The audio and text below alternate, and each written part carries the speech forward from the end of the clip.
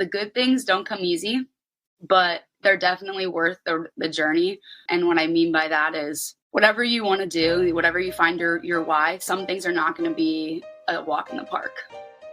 You are now tuning in to the Roughnecks podcast with your host, Cole Nixon.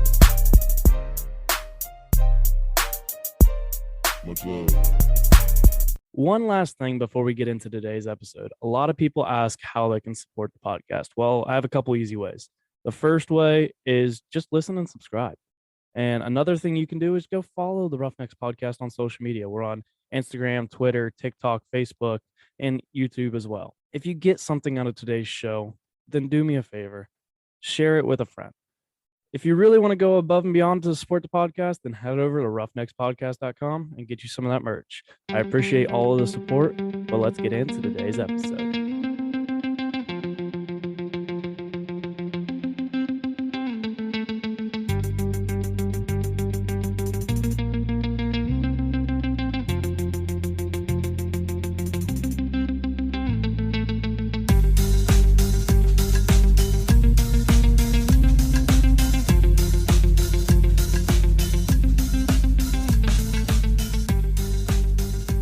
What's up, everybody? Welcome back to another episode of the Roughnecks podcast. This is episode 109, and I hope everybody had a wonderful Father's Day, spent some time with their dad.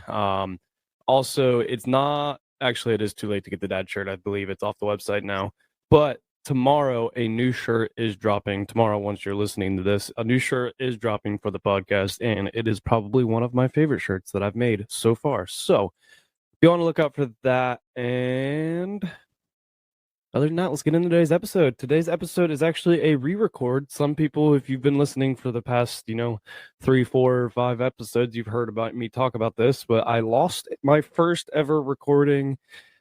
Apparently it's something that happens, but Sloane, welcome back to the podcast. Yeah, thanks for having me, Cole. Again, but yeah, I was so mad. I was like going to edit on Sunday night, and I was sitting there and I was like, where's the episode? Like, and this new app that I'm using, it like downloads it and it like stays there. But apparently the free version, they delete after a certain amount of time, which I did not know, but I do know now, because now every time it downloads, I like download it to my flash drive so that I have it. But I appreciate you coming back on, and even though I lost your first episode, but hey, it makes it, now you kind of know what to expect, so you kind of go in with a good plan. Exactly. Yeah, no, it's totally fine. So just to kind of give the Roughnecks listeners a little background on who you are, tell them kind of who you are and whatnot. Yeah. So I know Cole from Ohio Wesleyan. I graduated there in 2020, played lacrosse there, and that's kind of what led me to Ohio. After I graduated, I came back home to Illinois and got my master's degree in organizational leadership at North Central College, which is in Naperville, where I grew up. And I also coached women's lacrosse there.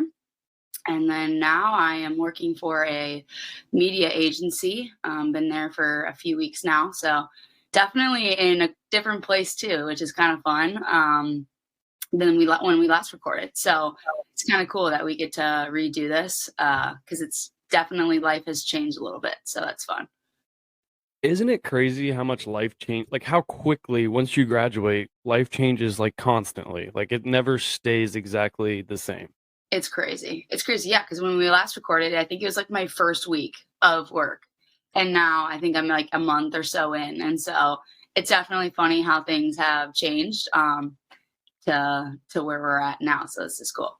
And that's one thing, like, I don't think we don't understand when we're younger. Like, everybody has these set plans and they want it to go this way. But like, just know your plans are never usually going to go exactly how you plan them. You just have to be able to adapt on the fly and kind of run with it. Literally, I think of when I graduated senior year of college, I was like, oh yeah, like at that time I was working for like an extension of the Ohio State athletic department. And I was like, oh yeah, I'm going to stay in Ohio, continue to work there. No, like, and that's like, at the time I was like, oh my gosh, the world is ending. Like, like everything I had like strived to do is gone. But at the same time, like you said, things work out in the craziest ways. And I think it's hard to see that in that moment. But now that I look back on it, I was like, okay, like things still worked out. Like I ended up, having the opportunity to go and coach more. So things work out in mysterious ways. Yeah. So one of the things, I don't know if I actually asked you this last time we recorded, but why did you decide to come all the way from another state to Ohio? Because like I'm always curious about that for people, especially not like to knock it because I played D3 sports, but like especially for a D3 sport and like a small school, why travel all this way to come to Ohio, especially Ohio? Ohio kind of sucks. I actually like Ohio, which is kind of I funny. know. I love I think Ohio a lot too. of It's just people like either love or hate Ohio. the weather in Ohio is so unpredictable. That is the worst part about Ohio. Okay, that's very true. Like you can experience all 4 seasons in one day. But like Yeah. that's also like very true in Illinois. So I think I was used to like that crazy weather. I think I just like Ohio has like 1,000 schools in a very short space. Mhm. So I was looking at a lot of schools in Ohio. I don't know why I was just like so attracted to going to school out of state, but I was. So I did not look at any schools in state. I only looked at schools in Ohio. I looked at a school in Florida, just like random places, just kind of get out of Illinois and experience some things. So I ended up at Ohio Wesleyan, which is just so funny. And yeah, I mean, loved it there. Loved my experiences there. I think, as you probably can attest to this, like Ohio Wesleyan is all about the relationships. The school, is whatever, but the relationships that you make there, like I loved it.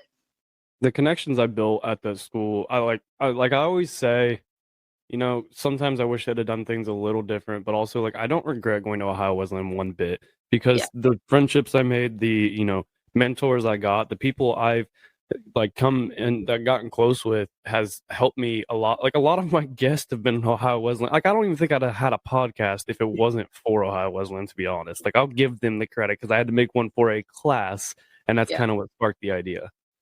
yeah. It's crazy. Like between like, well, especially with you, like with football, I feel like there's so many football alumni that are always like willing to lend a hand in some way. So yeah, it's the people 100%, that's why this is so fun, like to be able to see like old college friends and like doing different things. And that's the one thing I miss about Ohio, honestly, is that like you don't get to see, you're not next door to all your best friends all the time. So that's why like doing things like this is always like fun, because you get to see old friends. So I want to kind of, because I remember from the first episode, but I want to kind of walk us through, like, because you didn't originally play lacrosse, like that wasn't your main sport. So kind of take people through, because I mean, let's be honest, you broke right, like you were a stud at Ohio Wesleyan, you did great things there. So I want to kind of talk through the process of how you even started playing lacrosse. Yeah, it's kind of funny. I Lacrosse was just like not a thing in the Midwest when I was growing up. Obviously, like you play like soccer and whatever. And so when I was little, I just played like soccer, basketball, and softball were like my main 3 sports. And then going into high school, I just had this like, I don't even know. I don't even remember like how I learned about the sport or whatever, but I was just like, hey, like I think I'm gonna quit softball and play lacrosse. And at the time I was playing like travel softball, like doing the whole works kind of thing. And my parents were like, are you crazy? Like we have done so much. You've like, we've done like catching lessons and all this stuff. And I was just like, yeah, I just like don't love it anymore. And it was almost a thing. It was like, I don't know if you've ever experienced this, like the burnout from like a coach or whatever. And in 8th grade, I was like burnt out. I think I just had done so much like with the lessons and everything that I was just like, I don't want to do this anymore. And with a lot of pushback, my parents were like, well, I mean, you're going to do whatever you're going to want to do. So I ended up playing lacrosse freshman year of high school.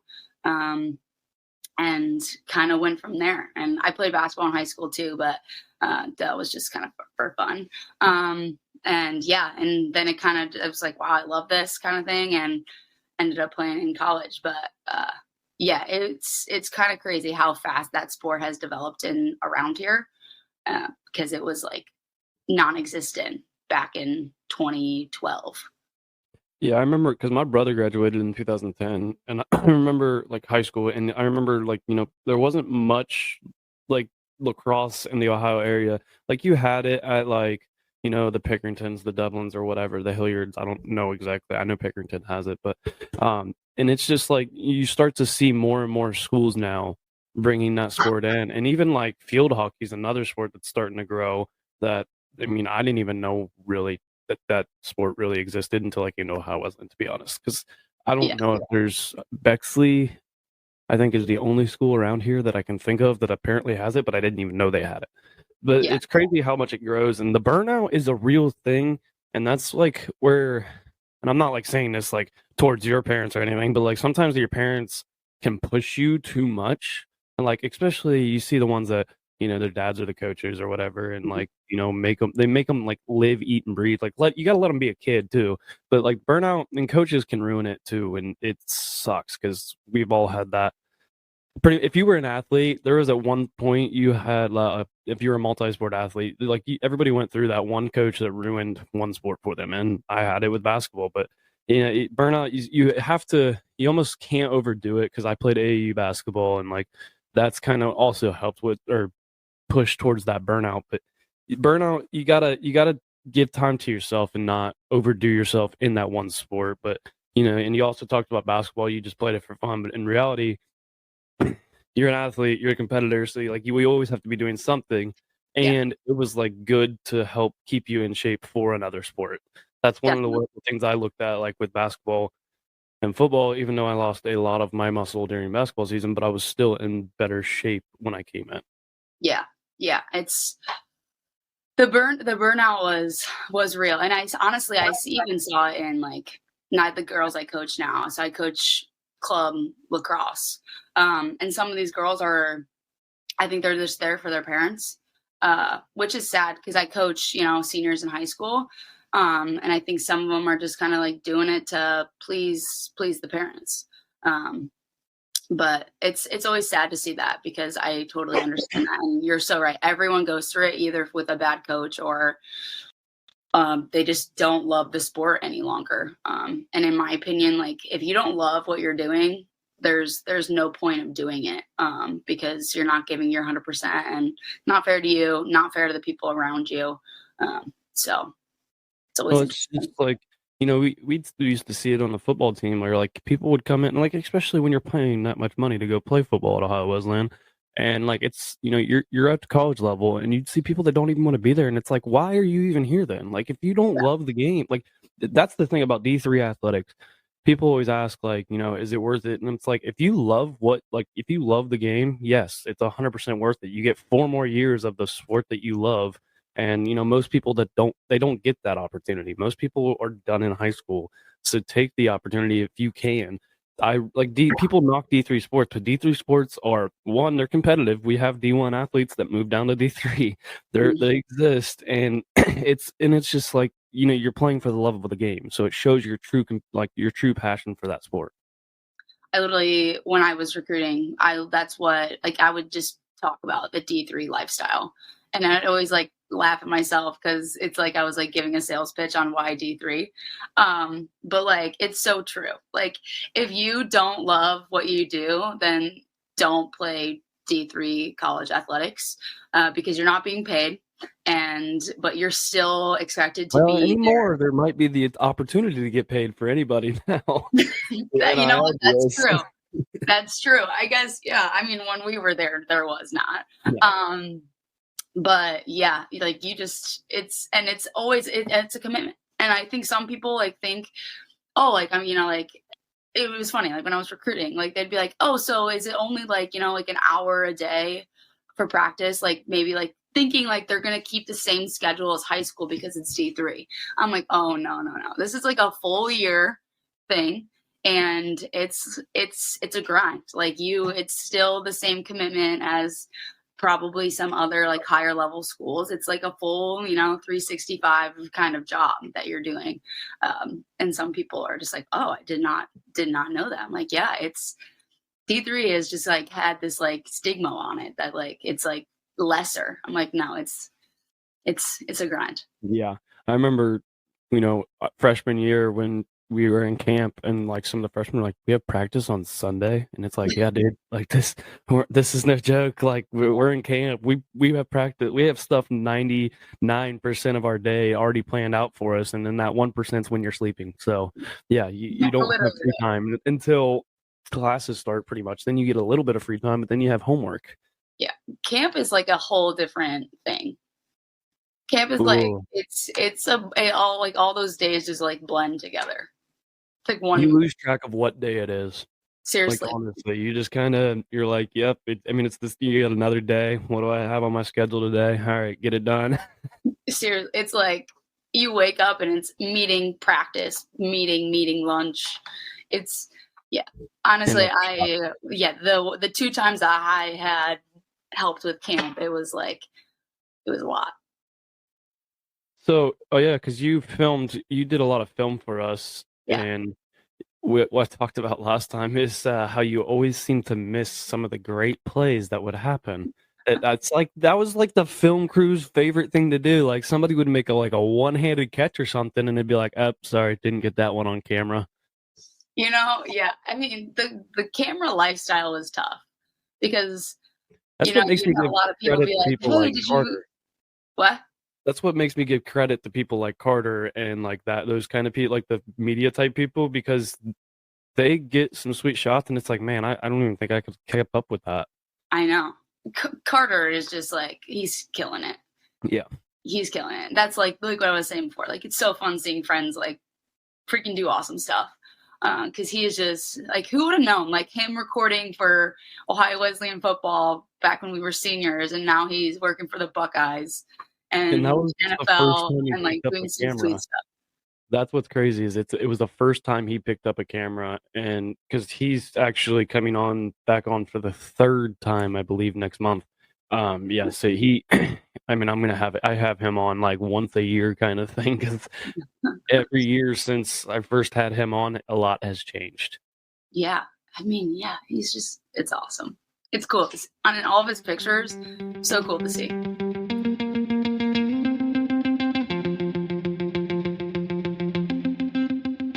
Today's episode is brought to you by roughneckspodcast.com. If you want to support the podcast, then head over to roughneckspodcast.com and grab you some of that Roughnecks merch. We have everything from t-shirts, long sleeves, sweatshirts, hats, and many more. Stay up to date on the website for new merch coming every couple months. You can place an order and it'll get sent directly to your door, and I don't even take any of the money from it. The money gets put right back into the podcast to continue to improve it for you. If you can't afford to buy some merch this time, then simply just subscribe to the newsletter, and it'll keep you up to date on all the new things that are coming. I appreciate all of the support you guys give. It doesn't go unnoticed. Let's get back to today's episode.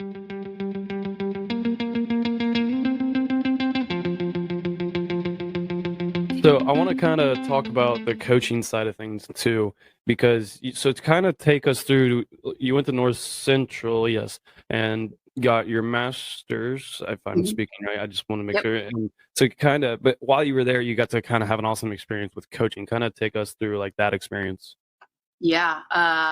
Coaching during learning how to coach during COVID was interesting.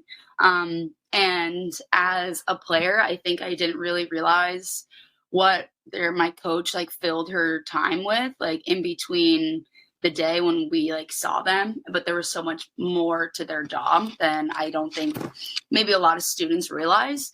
But COVID, it was just a lot of mentoring, a lot of rule following. But it was overall, I loved it. It came down to the relationships I got to form with all of the girls. Because that's the best part of coaching, is being able to actually be out there and teach them something that they might not already know, or give them a different perspective, or give them a tip and trick and stuff like that. Honestly, I never thought I was going to be a college coach. I really did think I was going to go right from undergrad to working some, job, what I'm doing now. But having that experience was something I for sure needed, as cheesy as it sounds. just with the way I graduated in 2020. I was like, I can't leave lacrosse yet, which is just so funny because I can remember myself saying that.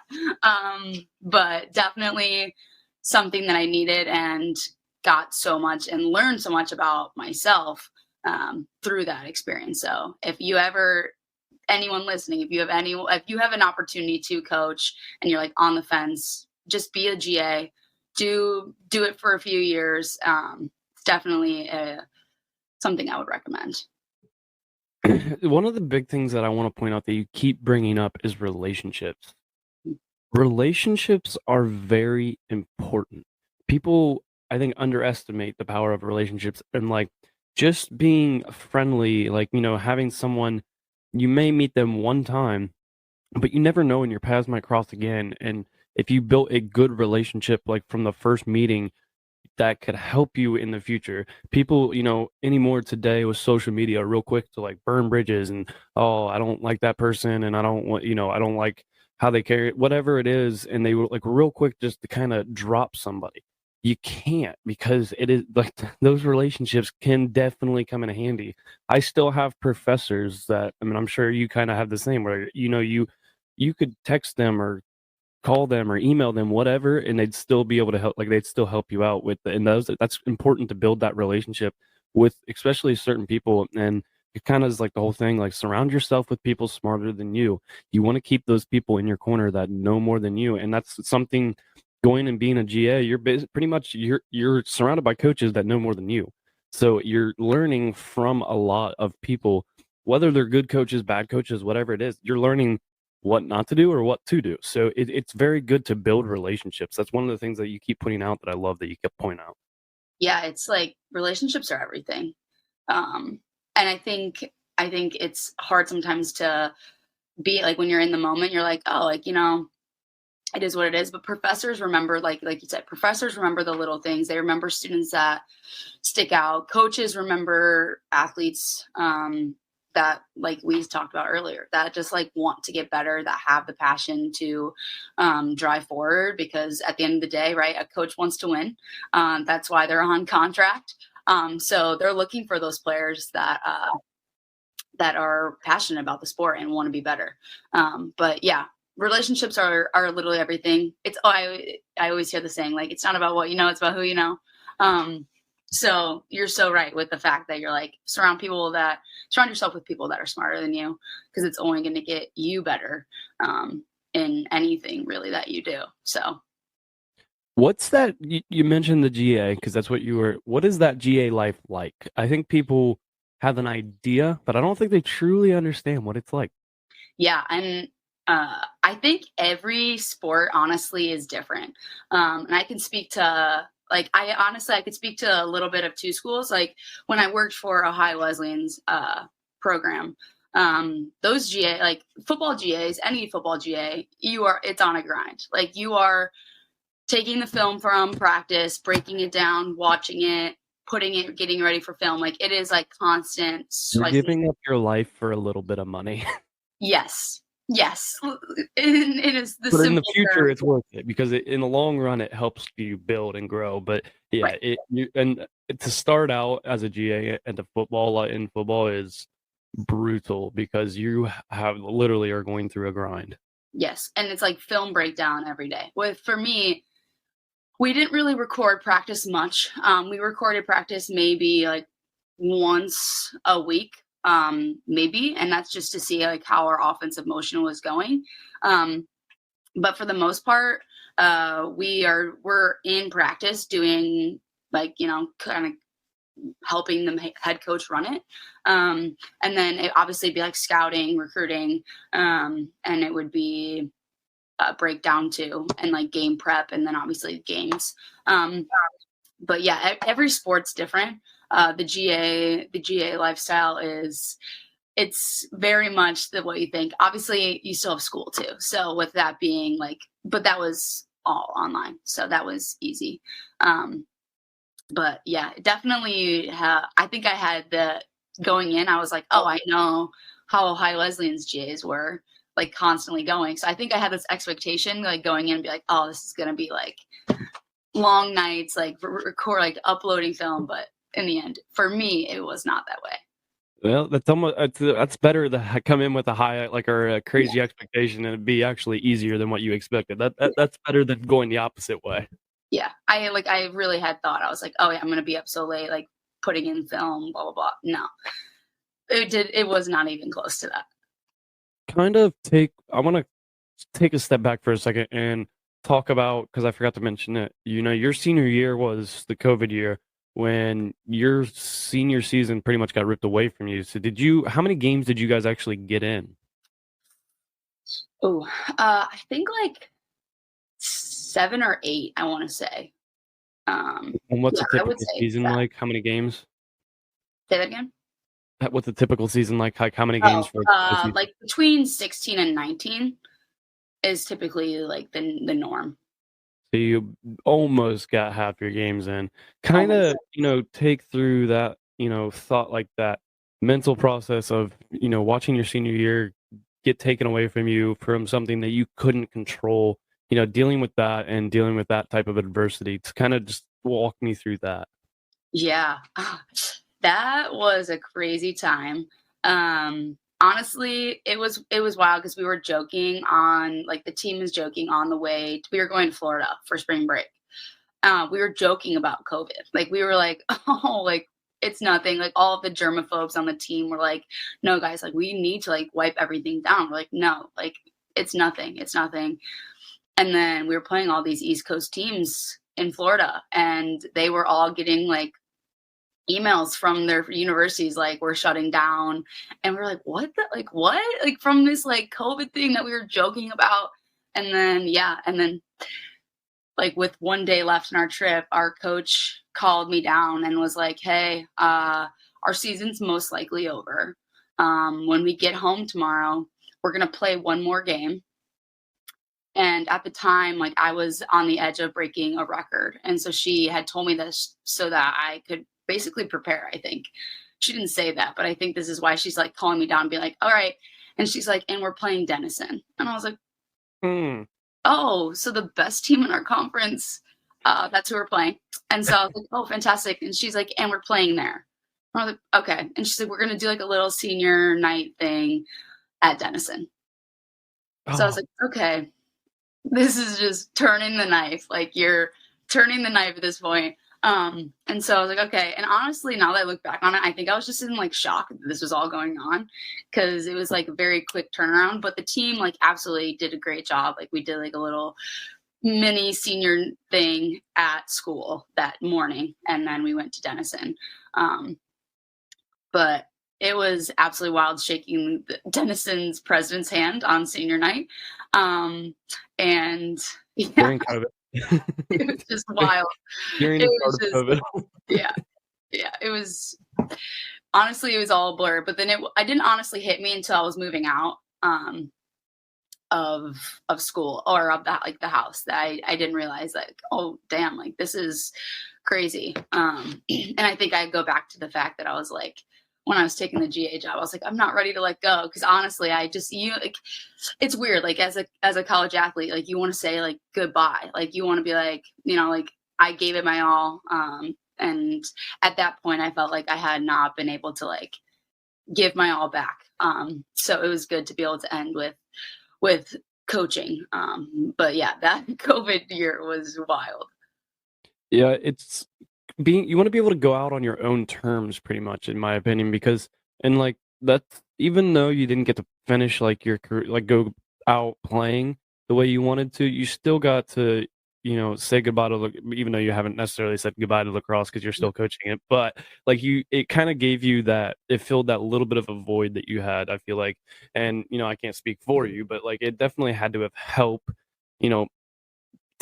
lessen that blow of getting it taken away from you, because, and I feel bad for all athletes out there, and it continued even into my senior year where we didn't get a season hardly at all. And I feel bad for the athletes out there that did work so hard, because that's what you work for, especially as your senior year. Like that's what you're working towards, so that's when you're gonna be, most of us are at our peak and like we're our best, and then it just kind of gets taken away. But it's one of those things you got to take the blow, take it day by day, and just keep moving. But it's hard, but it's a lot easier said than done. But you just got to keep pushing forward and deal with it. Yeah, I mean, honestly, I think now that I think about it, like I feel for your class more. And it was not even only just about, lacrosse. Obviously it sucked that it was in lacrosse season. But we did have like 3/4 of our senior year. But your class, I feel like that would have been tough. And I get it because when I was like coaching, I saw our team go through like similar stuff where it's like, like you had to wear a mask during class and you had to go like constant, like you weren't allowed to be in gatherings larger than, 5 or whatever it was. So that would have been really tough because you knew what life was like before. And a lot of like our freshmen, they had no idea. Like, Shit, I can only go up for them. Right. It'll but just you're go like, up. Each year's going to definitely gonna be better. Yeah. Like school used to be fun. Like I promise, like this school wasn't always like this. I remember having conversations like that with, and like even like past teammates that were still at Ohio Wesleyan. Like they're like, school is so different. I'm like, yeah, but you know what it's like. It's going to be back there. But yeah, talking about mask, try wearing a mask during practice underneath of your football helmet. I don't know why that had to be a thing, but that was so miserable to try and get a mask on with a helmet and mouthpiece and everything. yeah, But I don't know why they made you do that underneath. yeah, I don't know. But so I want to talk more into gosh, I want to talk more into the coaching side of things. And one of the things that I really wanted to touch on or ask about is like, because you said you coach high school seniors right now, Mhm. and you coach, in a college team that's, that ranges from 18 to 23, 24-year-olds or whatever it is. But kind of take me through the difference in coaching styles between high school seniors and college kids, because I know it's only sometimes a 1-year age gap, but I feel like there is a difference. Honestly, the biggest difference is the commitment. Because I have a few girls on my team, the club team now that don't expect to go play in college. They don't want to. They want to go play or go to big schools, whatever it might be. And that's really hard because when it comes down to it, you want everyone to buy into what you're saying. You want people to buy into your goal, your mission, whatever it might be. And that's just earning their trust along the way. And when not everyone is on the same page of what the end goal looks like, that is the hardest part of coaching club. Because some girls are just there, shits and gigs. They are just having fun, summer, whatever. They're just trying to put a stick in their hand, whatever. And then some girls are like, I'm trying to get recruited right now. So, and it's that balance because it's like, all right, you want the team to get along. But you're like, all right, the girls that are not going to get recruited, what are you working for? And I always talk about that, like with those girls, it's like, what are you trying to get back? Like, why are you here? Like, what's your why? And with college coaching, it's pretty easy to get the buy-in for the most part. You always have a few girls that are a little resistant. But it's fine-tuning those skills that they may have learned in high school that are not great, that you're now trying to fix, or you're teaching them a new lacrosse concept or something like that they have never learned, that is different. So those are the two biggest differences of coaching those two age groups. But it's crazy because, like you said, there's 1 year in between that. And a lot of times it's teaching the high schoolers, like, in college, your coach is not going to, like, it's the simple things. Like your college coach is not going to remind you to keep your mouth guard in your mouth. But like, here I am reminding seniors in high school to make sure they have their mouth guards in during practice. It's just like, it's very funny to see like the differences. And you're definitely obviously harder on the college students because that's what they want. They want, hopefully, they want to win the conference. They want to go on. So I just rambled a little bit, but that's the that's the general gist. What I really like that you said is what you talk about, what's your why? Like, and that is something that I feel like we should think about with everything we do in life. It doesn't matter if it's sports, business, relationships, family, friends, whatever it is, whatever you're talking, like trying to do, you have to remember what you're doing, like why you're doing it for. Like, it's like, why am I doing this podcast? Why are you being a guest on the podcast? Like, you have to think about everything because it is very important. Because I feel like some people get discouraged when they forget what their why is. That's when they kind of start to give up on things. They forget why they even started. And that's like, the whole quote, like, when you think about quitting, think about why you started and that, or whatever it is. But that's the important thing is there has to be a reason for why you are doing what you're doing. So figure out that why and work towards your goal if you really want that why. Yeah, honestly, it's frustrating too, because it's like, I can't tell you your why. Like, a coach can't be like, this is why you're doing this. Mm-hmm. And it's like, as a coach, it's been hard, and it's a lesson that I've learned that I, like, even in a drill, I'm like, okay, now, like, I'm explaining this drill. I'm like, who can tell me why we're doing this? Why are we doing this so that we're getting better? And I think that's almost helped, because then, like, kids can think like, oh, like, I can understand why coach wants us to do this drill. And I think that has helped, at least in my coaching experience, like, get that buy-in too, and get that, like, passion and a little bit of competitiveness during practice that would translate to the game. But you're so right. Like, the why it's everything. And especially as a college athlete, like playing D3, your why is why you step foot on that field every day, without being paid, without, and like trying to balance life and your social life and class and your sport. Talking about drills, why you do drills. There was so many times I can remember, in high school and in college where, like, coaches will have you do a drill and you're like, this drill doesn't even make sense. Like, why are we doing this drill? And then you'd be on the field during a game and that drill would translate to, like, be the exact thing that you did. And you're just like, oh, damn. Like, but it's like, and it's one of those things where you start to learn to trust your coaches because most they know what they're doing. Like, there's a reason they have a why they're doing the drill. Like, there's, and it's crazy. Like, you have to trust your coaches. But talking about more on coaching, what was the hardest part to learn in your first, like, year of coaching at the college level? Because I believe you coached a little bit of club before that, but coaching in college and kind of stepping up into that role, kind of what was or in general, what is the hardest thing that you have had to learn or still are navigating through as a coach? I think as soon as you started, like, asking this question, I already knew what I was going to say, because definitely it's coaching people differently than what you like to be coached. And I think some people are like, oh, like, I want to be yelled at, like, whatever, but in reality they don't.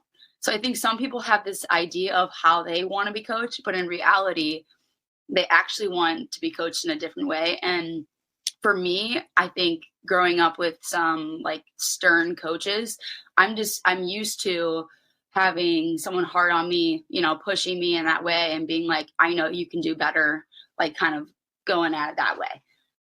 And so I'm used to that and I expect that. And so when I started coaching, I kind of started doing that with every player. And I noticed, I was like, okay, half these girls hate this. Like, no one's responding to what I'm saying, right? And so then I quickly had to adapt and be like, okay, different plan. How, like, I literally sat down with every player and was like, how do you like to be coached? And I really appreciated that the head coach of the program at North Central, she was big into, like, understanding how her players function. And I think that's where that kind of stems from. But I was, like, interested. I was like, please tell me, like, how do you best respond and how do you hate to be coached so that I can avoid that? And that definitely helped.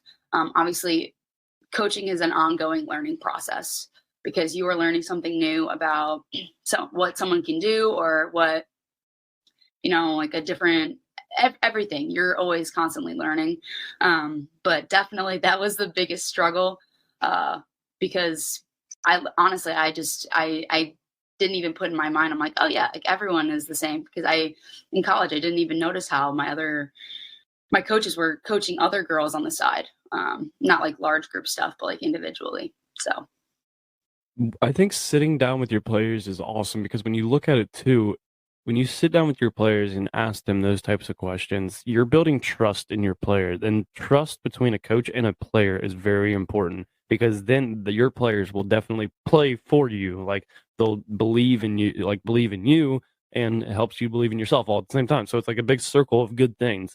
But sitting down with your players definitely had to have grown some trust between the coach and player relationship, and it takes it like a different step from just a coach player relationship. It's like getting to know your player, like actually understanding them on more on a personal level, which there's a fine line I feel like between coaches and players. Like you can't be super personable, but you have to keep that business like type atmosphere sometimes. But it's very good to still, because like you've always heard people talk about players coaches, and that's one of the things. Like I'll give Watts credit when he I could text him today and he would help me with anything, but it was like during the season too, like he'd still help you if you needed help. He'd always like make sure if like he noticed like you're kind of off, he's like, hey, is everything okay, like do you need like whatever. But there's also still that coach, like he's your coach, but he's also a mentor, like he's a lot of things. So but sitting down with your players definitely had to have built trust between you and your players.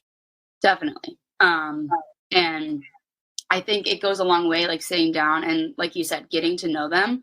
As a coach, you want to know, like, how's your family doing? Because it means a lot to a player to know that they're more than just a lacrosse player to you.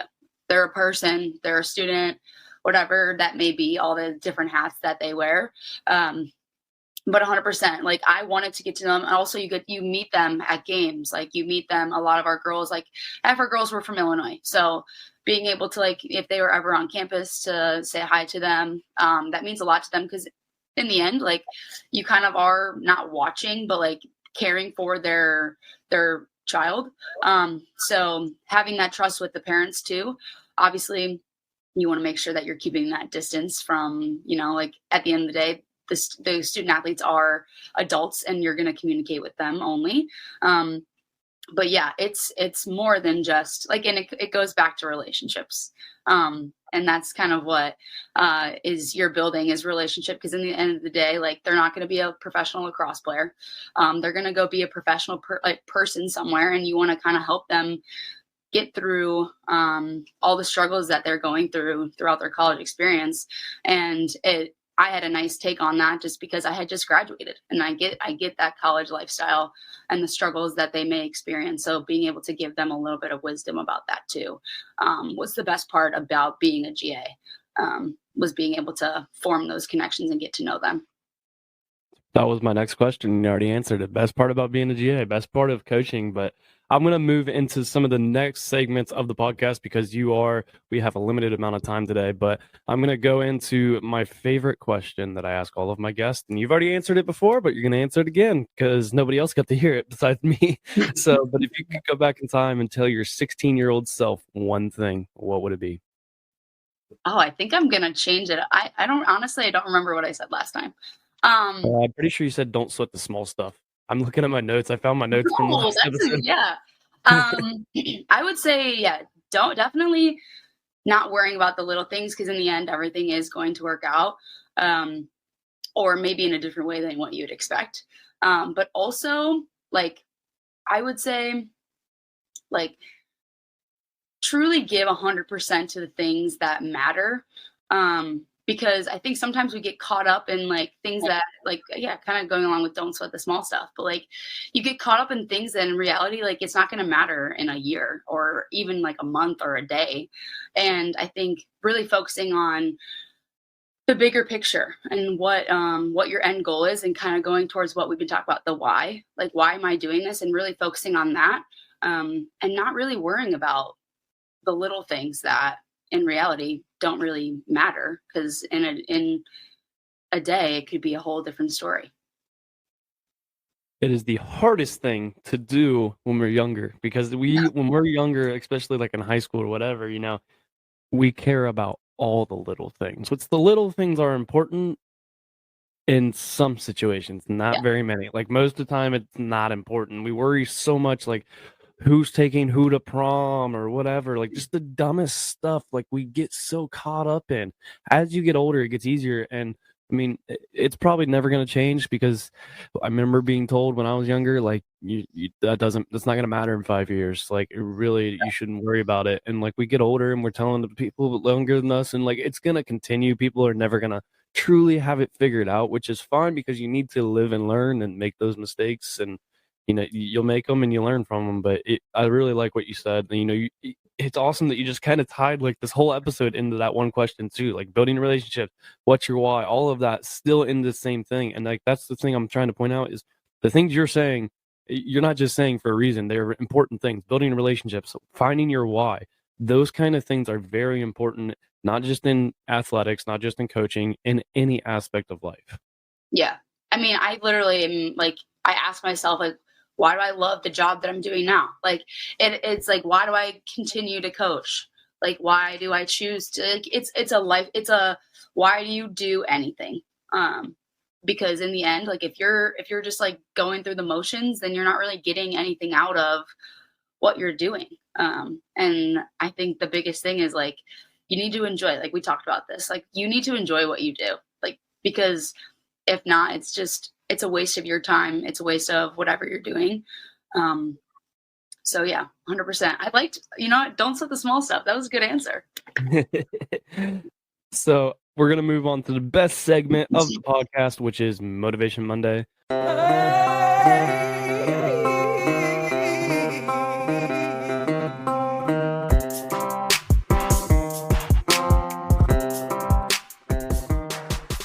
Motivation Monday is the point in the episode where I allow the guests to give the Roughnecks listeners a little inspirational bump to set the tone for their week as they listen on Monday morning. And we are finally back to a Monday morning episode after a long break of Wednesday episodes because I was slacking. But Monday morning, Motivation Monday, what do you got, Sloane?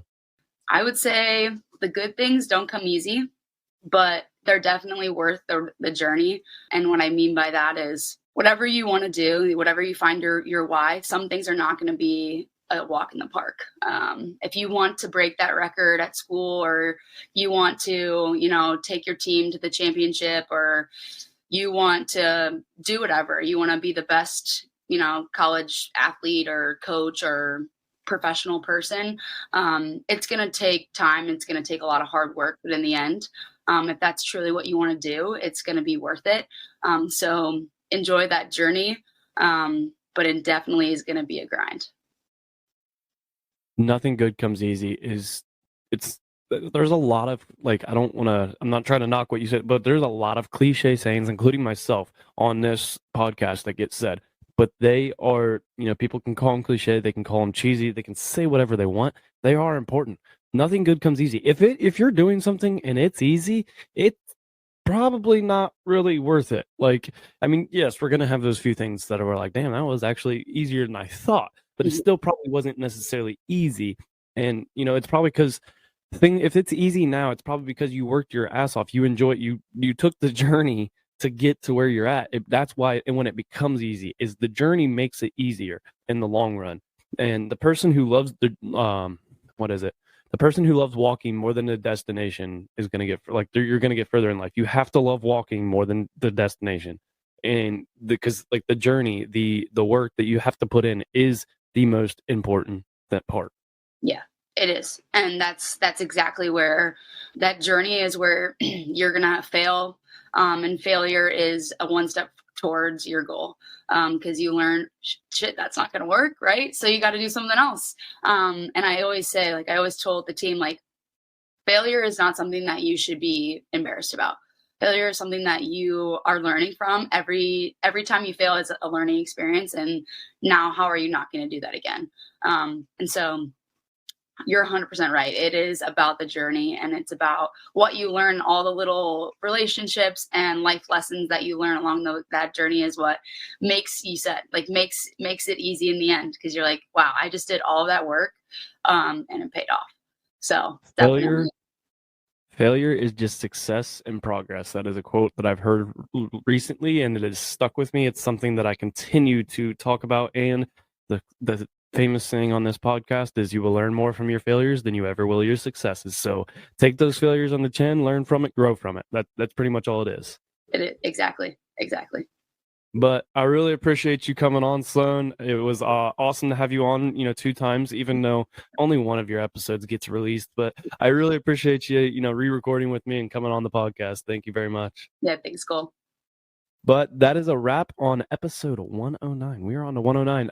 This Friday is Q&A and number 5, episode 110, and that means I need Q&A questions. So if you guys have questions, you can email them over to roughneckspodcast@gmail.com. Send those questions in, and we will answer them for this Friday's episode. But until Friday, you guys know the deal. Life is hard. It's going to knock you down just like a bull does to a bull rider.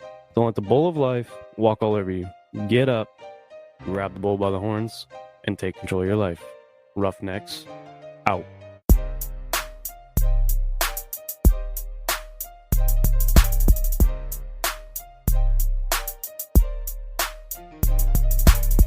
Thank you all for tuning in to this week's episode of the Roughnecks Podcast.